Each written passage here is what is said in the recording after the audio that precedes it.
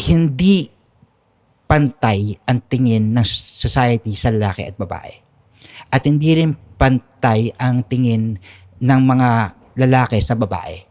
Most of the time, okay, men would treat women lower than them.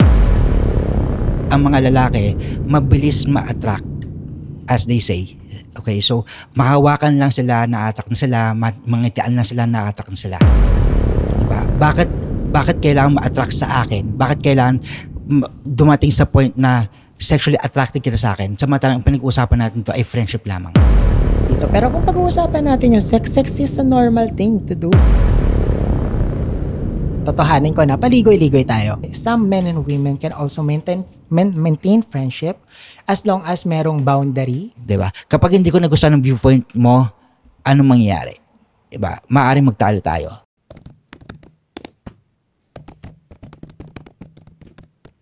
Maligayang pagsubaybay po sa panibagong episode ng ating programa. At ngayon ay pag-uusapan natin kung posible ba na magkaroon ng genuine friendship sa pagitan ng isang lalaki at ng isang babae.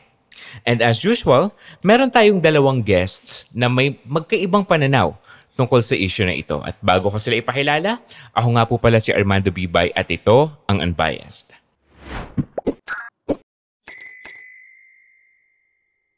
Ang una kong ipapakilala ay isang registered psychometrician, dating behavioral therapist, at naniniwala na maaaring magkaroon ng genuine na pagkakaibigan sa pagitan ng isang lalaki at ng isang babae.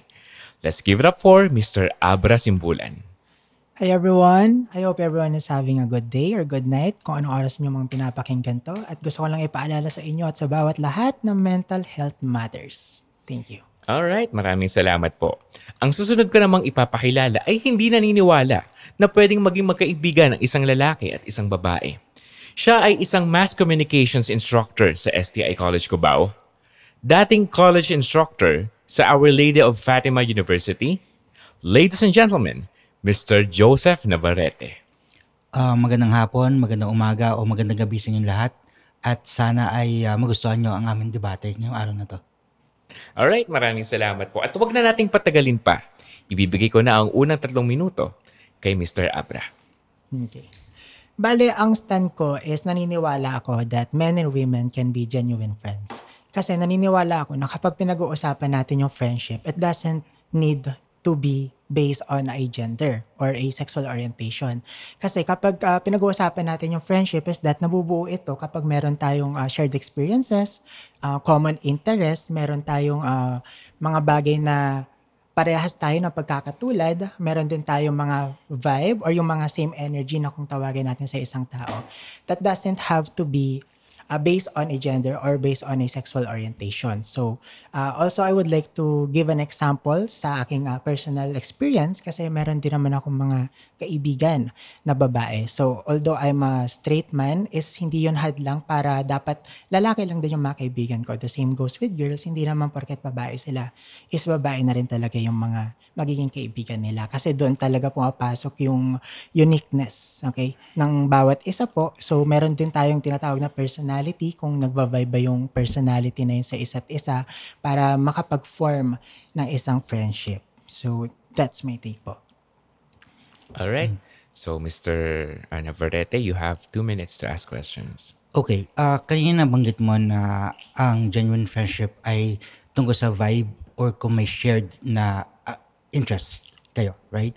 So, paano mo masasabi na talagang meron kayong shared interest knowing na magkaiba talaga ang interest ng lalaki at babae?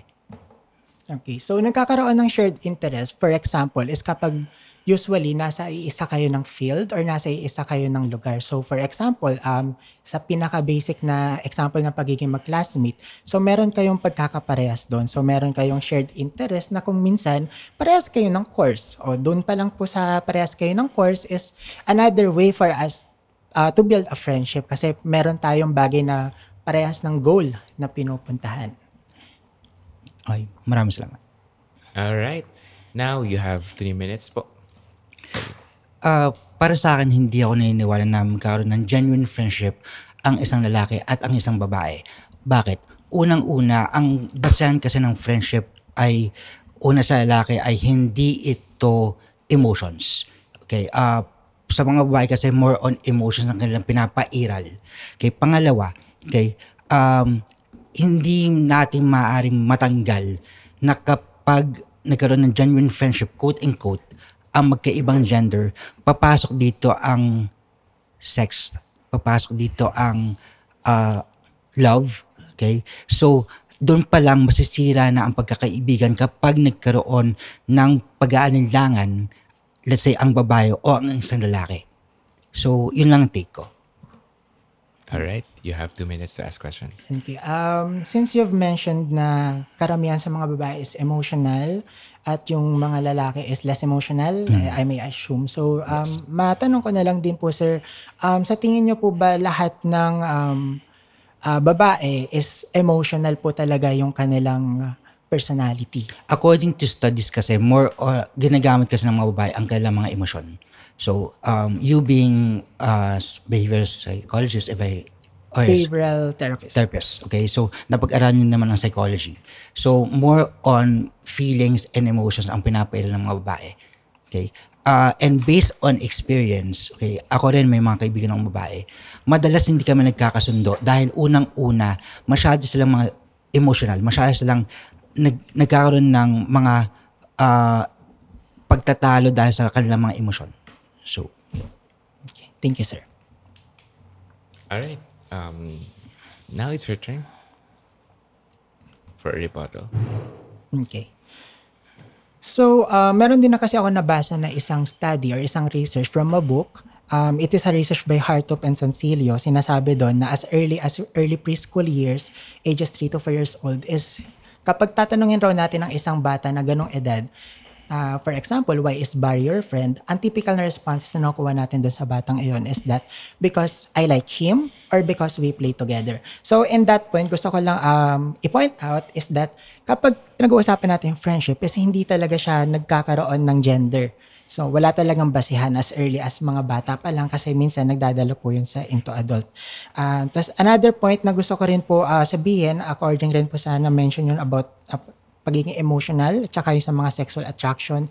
It is true. I do believe it is true. May mga nabasa rin po ako na researches na sinasabing kaya hindi nag-work nga yung mga friendship ng men and women is because merong mga nagkakaroon ng sexual attraction at saka ng romantic attraction sa isa't isa. But I would like to point out na hindi naman lahat ng lalaki or ng babae is ganun po yung nararamdaman. Kasi yung sinasabi nyo po na yan is for me is like a societal norms or idea na parang sinasabi natin na yung mga yon is more of a stereotype rather than a rule kung paano ba mag-build ng isang friendship. Kasi I do believe that men and women can also be friends as long as emotionally mature yung guy. Kung yung guy po natin yung mas hindi emotional. The same goes with girls na kaya rin naman mag-build kapag merong empathy rin tayo na tinatawag. So, nagkakaroon ng boundaries. So, that's my take po doon sa mga na-mention earlier. Alright, 2 minutes po. Okay, eto naman ang akin. Since you've mentioned about studies, ako rin naman meron ako nabasa or merong study na conduct ang Harvard University under Mr. Adrian Ward, na sinasabi nila, nag-conduct sila ng study sa 88 na pairs, men and women, na hindi magkakakilala. And then, based sa study na yun, okay, ang mga men kasi more mabilis ma-attract sa mga women. Okay? At ang mga women kasi, they tend to detach themselves from men. Meaning, hindi nagkakaroon talaga ng emotional attachment hindi nagkakaroon ng emotional attachment kaagad-agad ang mga babae. Excuse me, sir. Your role is to ask question po. Sorry. So, question. Base kasi sa nabasa mo na at an early age, di ba? At hindi naman ito sinasabi na, sinasabi nyo na, na wala naman sa age yan, wala naman sa gender yan, di ba? So, at an early age, ba talagang alam na natin kung sino talagang magiging magkaibigan natin at the age of 3 or 4 years old? Kasi, ang tendency kasi ay, syempre, hindi natin alam. Syempre, tayo bilang mga bata ay talagang kahit na sino makakahalubilo natin. Okay. So my answer is no. Hindi naman natin masasabi agad at the early age kung sino yung mga magiging magkaibigan natin. But gusto ko lang din ipasok, if babalikan natin yung pagiging kultura ng mga Pilipino is that na-mention yung mga kababata. So in that kababata, wala naman tayo minsan choice kung sino yung makakasama natin ng mga bata as we grow up. So in that point, merong mga kababata na hindi sila same ng gender or ng sexual orientation is that nagiging friends sila. It is true na hindi no po yung sagot ko doon, pero it is hindi po siya no habang buhay. Ganun po siya. So that's my answer po. Alright. All right, Thank sir, you. you have 3 minutes. Okay, sorry about that a while ago. okay. So, eto nga, based sa study ni Adrian Ward, isa siyang psychologist from Harvard, nag-conduct siya ng study between 88 men and women. So, na hindi magkakilala. So, ang lumabas doon ay men get attracted to women sexually. Okay, and then women tend to detach themselves from the men. Okay, so which means na hindi magkatugma talaga ang lalaki at babae because ang mga lalaki mabilis ma-attract, as they say. Okay, so mahawakan lang sila, na-attract na sila, mangitian lang sila, na-attract na sila. Ang mga babae kasi more on even if they're emotional, hindi sila kaagad-agad na-attract sa mga lalaki. Okay, it would take some time for them to get attracted to men.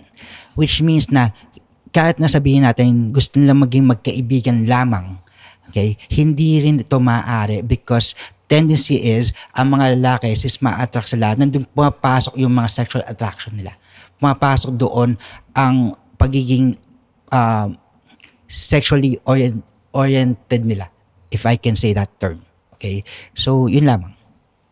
All right, you have 2 minutes to ask questions. Okay, so the question for me is that you've mentioned na hindi nga possible magkaroon ng friendship yung men and women because typically guys, based on the research of the Harvard with the 88 men and women na hindi magkakilala is that typically na nagde-develop ng isang sexual attraction or sexual romantic attraction yung guy.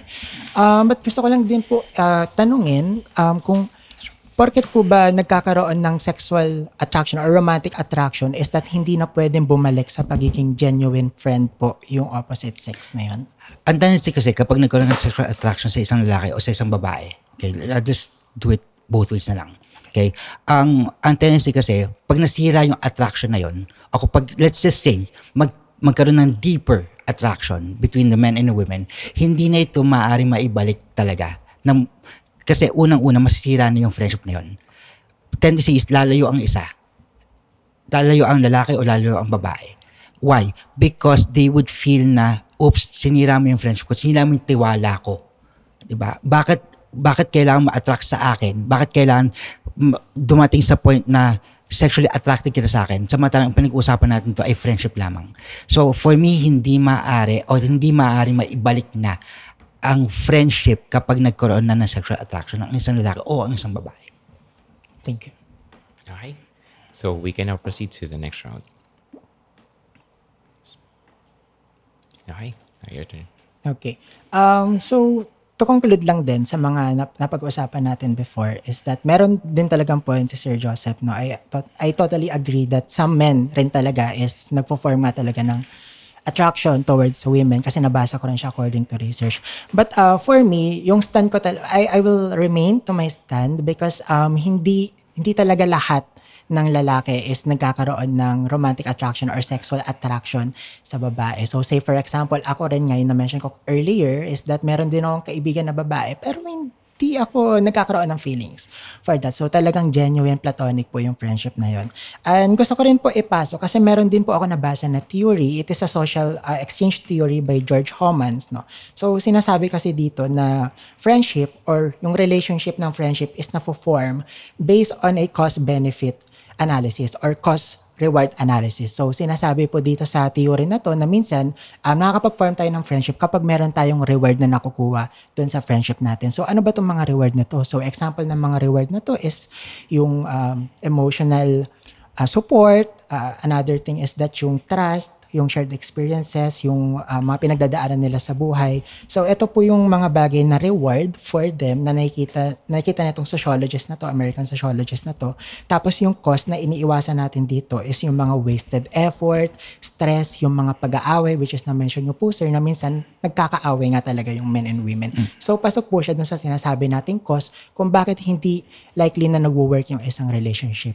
But then, isang friendship rather. But then, I will go back to it na hindi naman talaga lahat kasi some men and women can also maintain friendship as long as merong boundary, meron tayong empathy at saka meron tayong binibuild dito na emotional intelligence sa isa't isa. So, in that way, parang magkakaroon ng line dito kung paano ba dapat mag-work ang isang genuine friendship between opposite sex po. So, ang question ko naman is, where do you draw the line between friendship? Kasi you've mentioned about like, empathy, di ba? And drawing the line, di ba? Boundaries.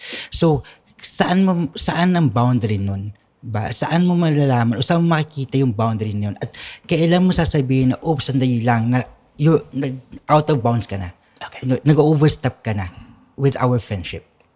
Okay. That's a good question actually kasi maraming mga tao talaga yung confused kung paano mo ba masasabing friendship na to or parang may feelings ka na sa akin. Maraming ganun. So sa akin, for me, we draw a line by first having a communication. So napakahalaga po ng communication. Umpisa pa lang bago magkaroon ng pagkakalituhan or pagkaka-confuse sa isang relationship, ng isang friendship is that communicate mo na mas maaga.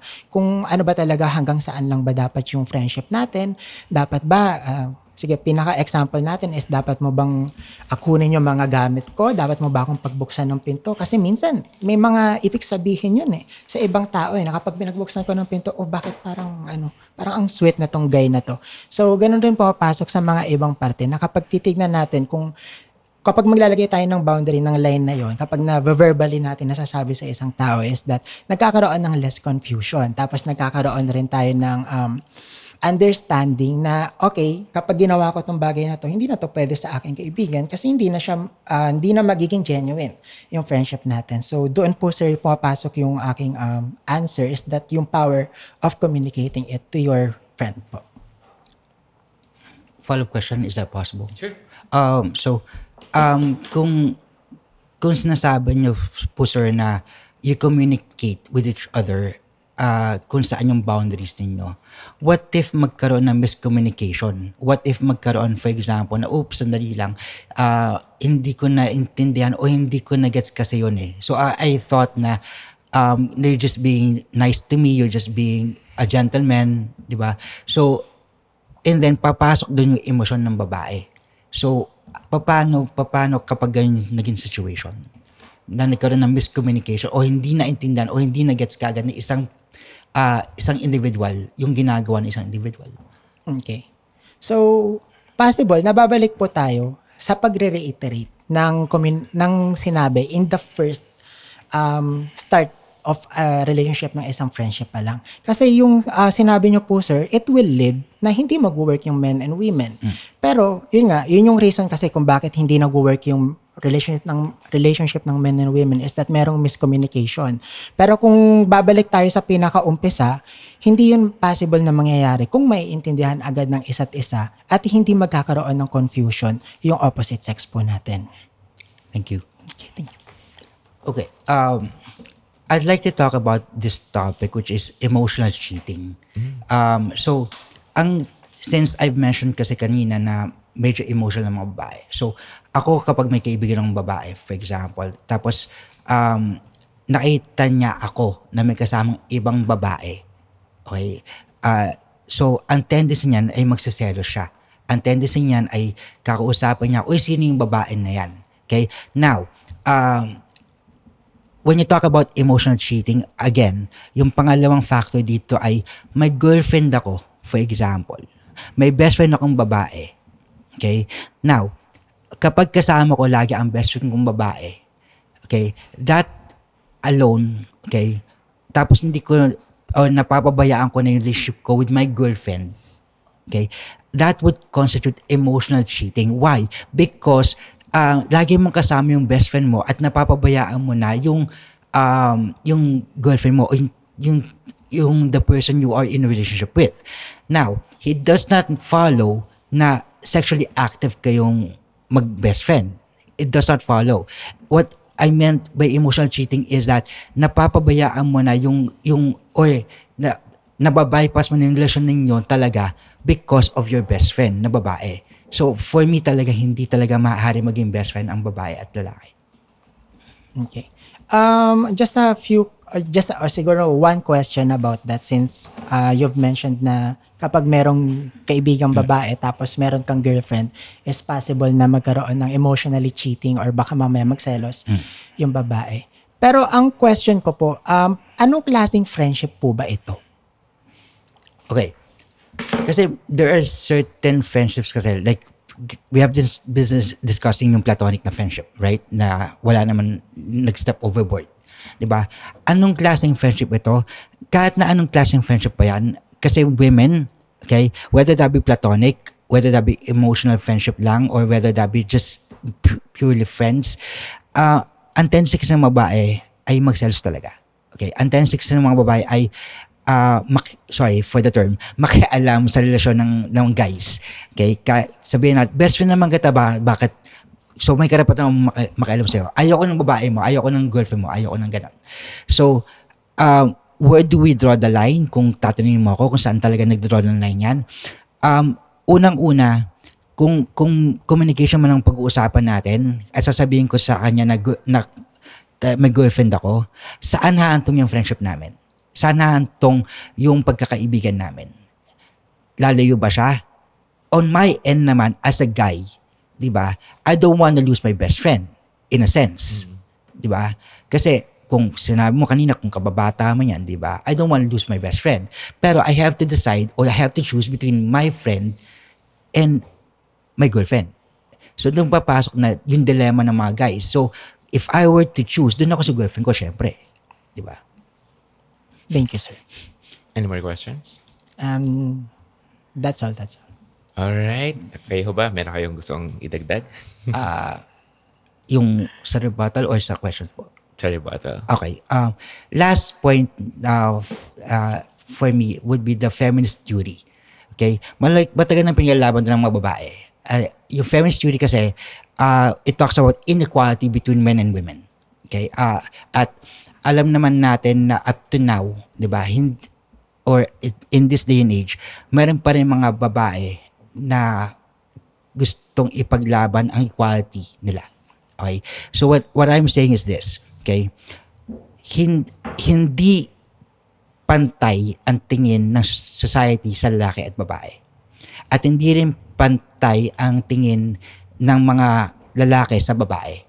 Most of the time, okay, men would treat women lower than them. Okay? So, yun ang pinaglaban talaga ng mga babae ngayon. And one more thing, okay? Ang mga viewpoints kasi ng mga babae, most of the time, hindi napapakinggan ng mga lalaki. Why? Because of, sa culture kasi natin, mas mataas ang tingin ng mga lalaki sa kanilang mga sarili. Mas mataas ang tingin ng mga lalaki sa kanilang, mas mataas ang ego ng mga lalaki. Okay? So, the men and women, for me, do not really see eye to eye. I mean, in a sense. Okay? Now, most of the time, ang nangyayari, kapag hindi nagsisi eye to eye ang lalaki at saka babae, nagkakaroon sila ng hindi pagkakaunawaan. At doon pumapasok ng yung pagkasira ng isang friendship. Magkaibigan tayo, yes, pero may kanya-kanya tayong mga viewpoints, point of views. Diba? Kapag hindi ko nagustuhan ng viewpoint mo, anong mangyayari? Diba? Maaaring magtalo tayo. And that could lead to the destruction of friendship. Okay. Can I ask? Okay. Okay. Maganda no yung point ni Sir Joseph no. Kasi nga nabanggit nga talaga dito yung culture ng mga kalalakihan na talagang mas pinapakita na egoistic nga talaga yung mga lalaki. Pero meron akong gustong itanong is that na-mention nyo po kasi yung meron tayong kanya-kanyang viewpoints, meron tayong mga kanya-kanya na hindi pinagkakaunawaan ng sex ng kapwa ay ng hindi same sex, no? So, ang tanong ko lang po doon is that, porket po ba meron tayong ibang viewpoints in life is hindi na po siya mag-work? Kasi meron akong kaibigan na hindi kami parehas ng pananaw sa buhay but we are still friends. Kasi meron kaming respeto sa isa't isa. Kasi para po sa akin, sir, is that kapag meron tayong ibang viewpoints in life, ibig sabihin, nagkakaroon tayo ng mas magandang kaalaman kung ano ba yung views mo at kung ano ba yung views ko. Kasi wala namang tamang sagot, wala namang maling sagot dito. Ang titignan lang natin kung ano ba yung mas matimbang, ano ba yung mas nagwo-work, ano ba yung mas tinatanggap ng society, ano ba yung mas morally accepted, ano ba yung mas tama. So yun po yung tinitignan natin. Kasi para po sa akin, sir, is that even though meron tayong kanya-kanyang viewpoints in life, is that hindi po siya nagiging hadlang kapag nagkakaroon tayo ng pagkakaibigan po sa isa't isa po. Very good point. Pero ang point naman kasi dyan is that kapag yes, may kanya-kanya tayong mga viewpoints. And you have mentioned na hindi naman ito nagiging hadlang, di ba, sa pagkakaibigan. Pero para sa akin kasi, different viewpoints could be disastrous. Parang magiging dilemma yan sa dalawang panig. Why? Kasi ang viewpoint mo, kapag hindi ko natanggap, okay? Kapag yung viewpoint mo hindi ko natanggap, sabi nga nila sa mga kabataan, FO tayo, friendship over tayo. 'Di ba? So, why is that? Kasi nga, bumabalik na naman tayo sa kultura ng mga lalaki na talagang mataas ang pride ng mga lalaki. Okay? Na kadalasan hindi nila matanggap ang mga sinasabi ng mga ibang tao, even men. Okay, men to men na nag-uusap, hindi nila matanggap minsan ang viewpoints ng kapwa ng mga lalaki na nagtatalo pa rin sila. What more sa mga babae? What more sa viewpoints ng mga babae na feeling natin mga kalalakihan ay mas superior tayo sa kanila. Okay, time is up para sa inyong dalawa. Sa ating mga viewers, ano sa tingin nyo? May nanalo na ba? Actually, kanina, meron akong mga na-jot down na mga points sa inyong dalawa, sa mga arguments niyo, and may mga itatanong lang din ho ako. Pero bago yan, okay lang ba na magkamayan muna kayong dalawa? Yan, ipakita natin sa mga audience natin na yung ganitong klaseng mga discussion, hindi naman kailangan mauwi sa personalan. Di ba? Pwede tayong magkaroon ng magkaibang opinion tungkol sa isang particular na usapin, pero pwede pa rin naman tayo magsama sa isang show, katulad ng Unbiased. So, ang una kong tanong ay para kay Mr. Abra. Nasabi mo kanina na pwede namang magkaroon ng iisang o magkaparehong interest ang opposite genders. Tama? Ngayon, pwede mo ba kami bigyan ng at least 3 things na pwedeng pagkasunduan ng opposite genders? Okay. So, one thing is that, for example, is yung sa college life. So, yung course. So, basic kasi yung course natin, kung ano ba yung course na inaaral natin, nagkakaroon tayo ng pagkakasundo doon. Kasi may mga course na, for example, ako, in my example na psychology, meron kami mga nakikita in the society na stigma. So, nagkakasundo kami nung kapwa ko psikolohiya rin ng pinag-aralan na hindi dapat magkaroon ng stigma. Kasi, for example, sa mga autism, sa mga mayroong ADHD, merong specific stigma silang nababanggit. So, yun yung one. Another thing is that politics. Sobrang init ng usapin ng politics na yan. So, maraming mga hindi parehas na bagay na pinagkakasunduan ng mga tao. Tapos, last thing siguro na may isip ko na pinagkakasunduan ng hindi parehas na sexual orientation is yung pagiging Pilipino. So, minsan kasi kapag nasa konsepto tayo ng mga behaviors dito sa Pilipinas is merong mga bagay na pinagkakasunduan tayo na hindi naiintindihan ng mga banyaga. So, meron tayong siguro yung mga konsepto halimbawa ng Filipino time, though hindi ko pinopromote na healthy yung Filipino time kasi hindi maganda yung maging late. Pero sa mga ibang kinuha na or niyakap na tong kulturang mga ganito is nagkakasundo sila sa ganitong mga bagay. So, yun po siguro yung mga tatlong bagay na nagwo-work sa parehas ang interest po ng bawat isa. Okay, maraming salamat po. Sa inyo naman ho, Sir Navarrete, bigyan niyo naman ho kami ng 3 bagay na hindi natin pwedeng pagsamahin yung opposite gender. Siguro para sa akin kasi, ang mga lalaki kasi more on the liberal side, mga babae conservative ang iba. So, ang unang-una siguro ay sex. Okay? So, alam naman natin kung gaano konserbatibo ang mga babae o ang ibang mga babae. Diba? Kapag nagkataon na ang kaibigan mo ay isang conservative, maaring, diba, sorry for the term, manyak mo naman or napaka-ano mo naman, diba? Pangalawa siguro ay ang mga gadgets o mga laruan. Siguro, pag ako may kaibigan ng babae na inaya ko sa Toy Festival, maaaring hindi siya. Bakit? Hindi siya interesado sa mga toys eh. Hindi siya interesado sa mga figurines, sa mga sa anime, probably, 'di ba? Pangatlo siguro kotse, 'di ba? I mean, for boys, alam natin, 'di ba, ang kotse talaga is a sign of us being macho, 'di ba? May mga babae nagmomotor, may mga babae nagkokotse. Pero when you talk about racing, bihirang-bihira ako nakita ng babae na talagang sumasali sa mga drag race o sa mga karera. So siguro kapag nagkataon na ang kaibigan mo ay ganong konserbatibo na hindi mahilig sa kotse, yun ang magiging factor kung bakit kayo hindi maaaring magtagal bilang magkaibigan. So, sa mga nabanggit nyo hong interest, na sinasabi nyo, like yung racing, na mostly guys yung interested sa ganong mga topics, kaya hindi natin pwede pagsamahin yung opposite genders. So, bakit po kaya may mga outliers na mga babae na interesado sa mga ganong klaseng topics or ganong klaseng mga bagay?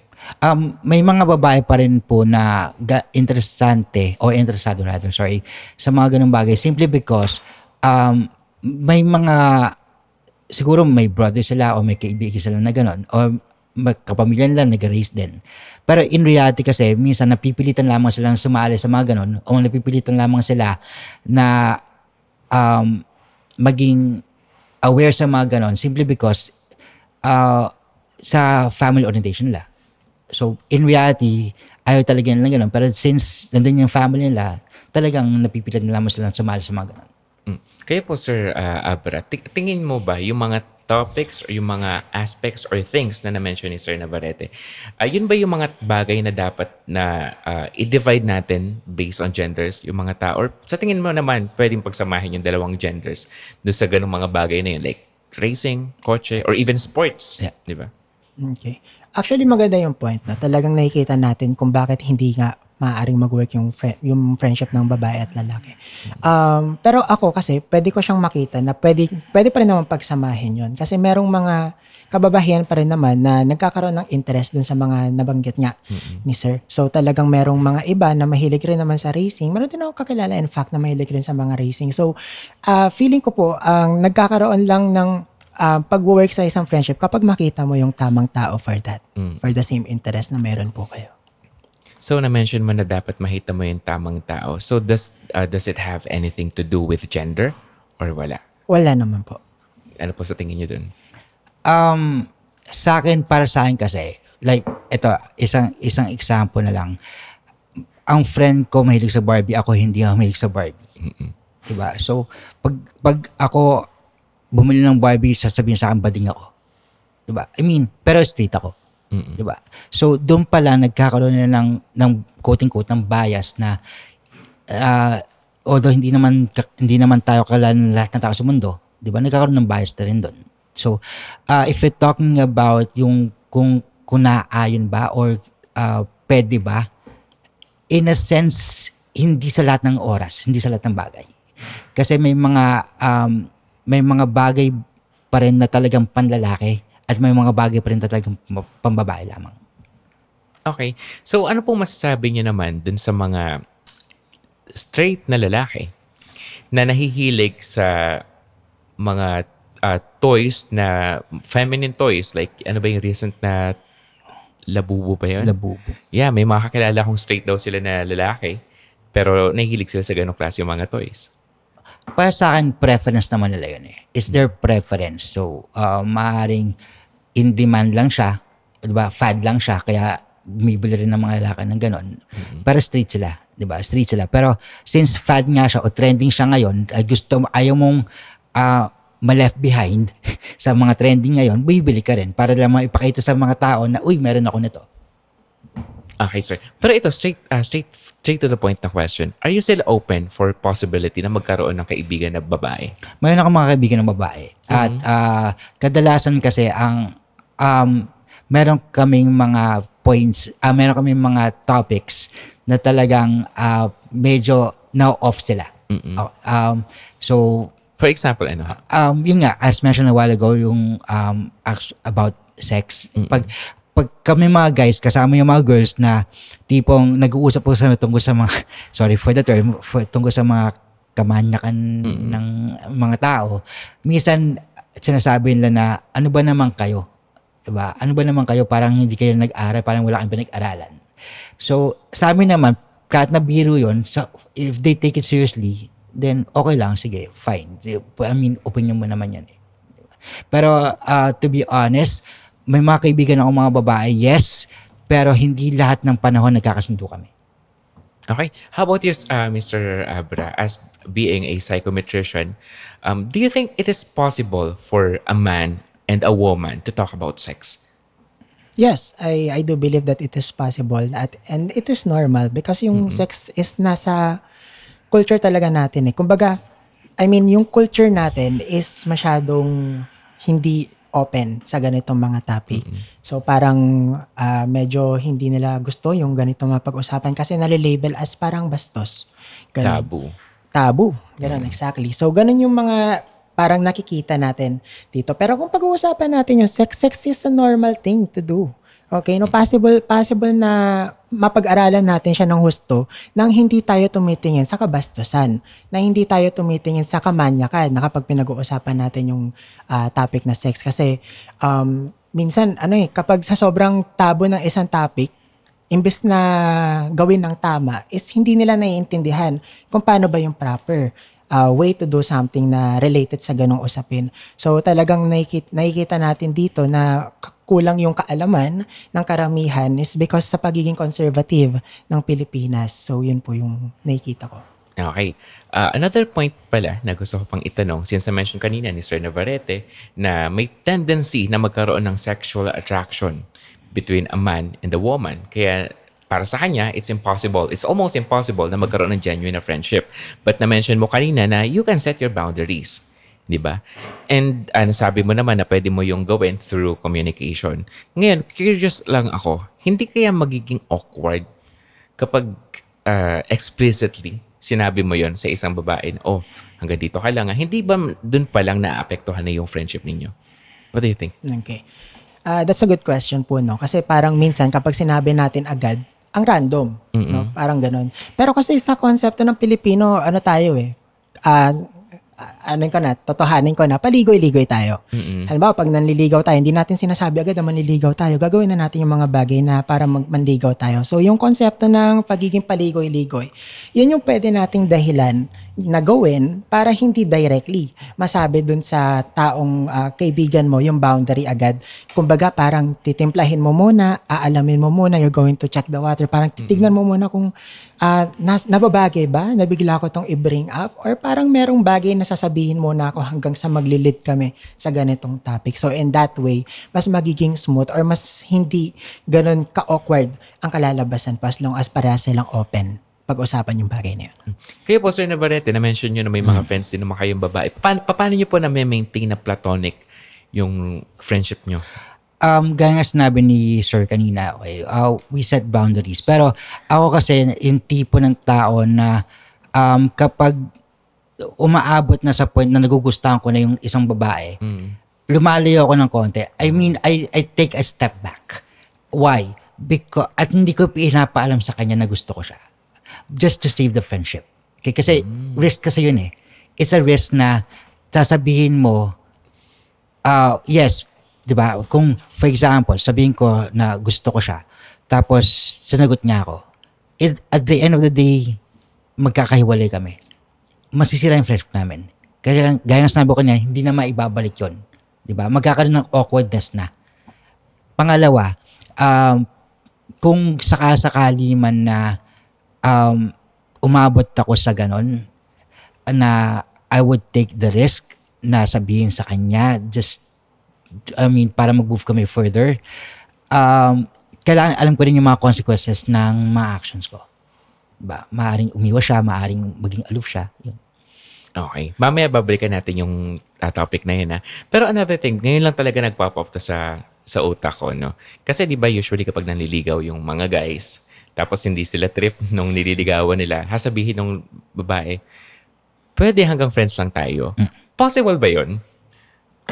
Possible po siya. Possible na hanggang friends lang tayo. Kasi para sa akin kasi, you don't force anything eh. Parang hindi mo na i-force kung talagang ayaw sa'yo. Why is that? Kasi pag finorce mo siya, doon nagkakaroon ng misunderstanding kasi. Doon nagkakaroon ng pagkakasira ng pagkakaibigan. So, if nag-decide na yung girl na hanggang friends lang tayo, respect that. For me, it's all about respect. Eh. Kung ayaw masira yung friendship ninyo, kung ayaw masira yung pagkakaibigan ninyo, yun. But I still stand by by the things I said na kanina. Talagang sometimes, most of the time, it does not really work out. Pero kung yun ang decision niya, yun. Kayo po, Mr. Abray, do you think it's possible na pwedeng ma-convert from being a manliligaw into a genuine friend? Manliligaw na nabasted? Yes, I agree. Okay. I agree na possible yon kasi yun nga, katulad nga na-mention ni sir na meron tayong tinatawag na respect, napakahalaga nun. So kung talagang ayaw sa'yo nung babaeng yon pero ikaw gusto mo pa rin siya, you will respect na yung ino-offer niya is friendship, you will accept that. So, ganun siya. So, parang ako, nakikita ko siya na possible siya, nangyayari naman talaga siya. Meron din ako mga kakilala na ganun, naliligaw sila, nabasted sila, tapos hindi sila sinagot, pero magkaibigan sila. And genuine naman yung friendship nila, which is actually nice na nag-work pala yung ganun.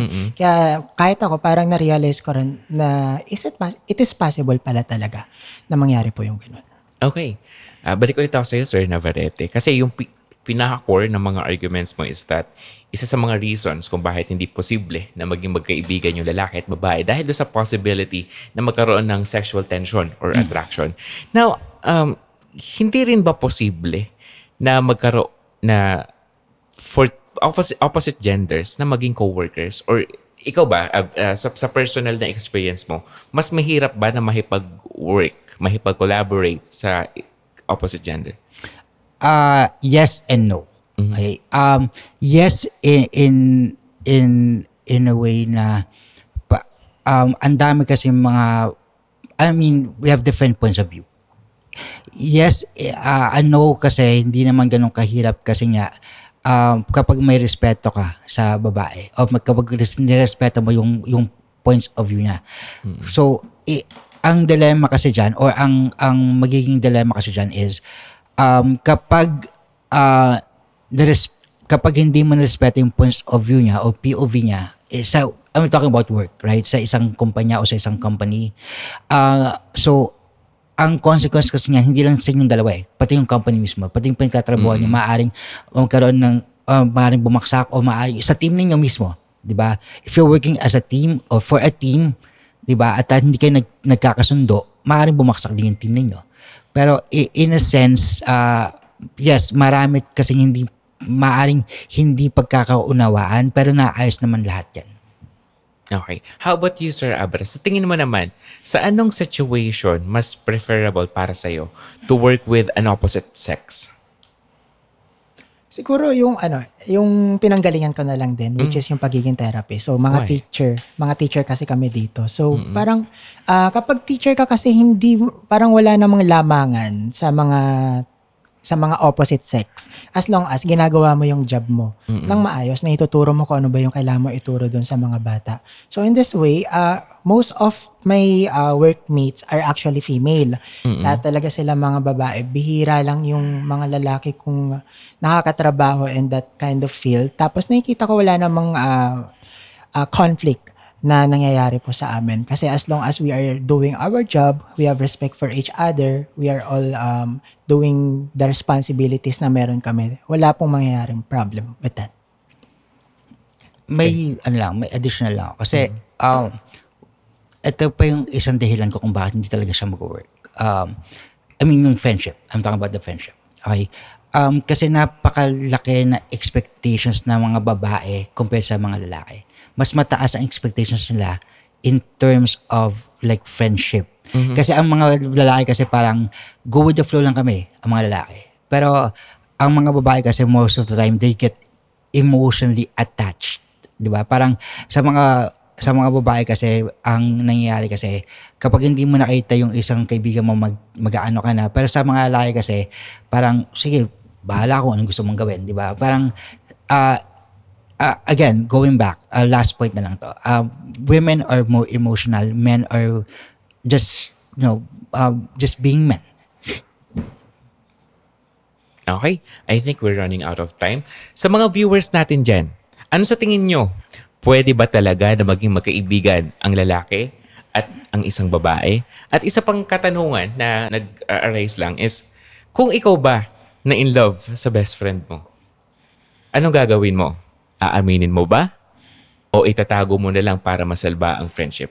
Ang kasagutan ay may papanood natin sa susunod na episode. Muli, ako po si Armando Bibay at ito po ang Unbiased.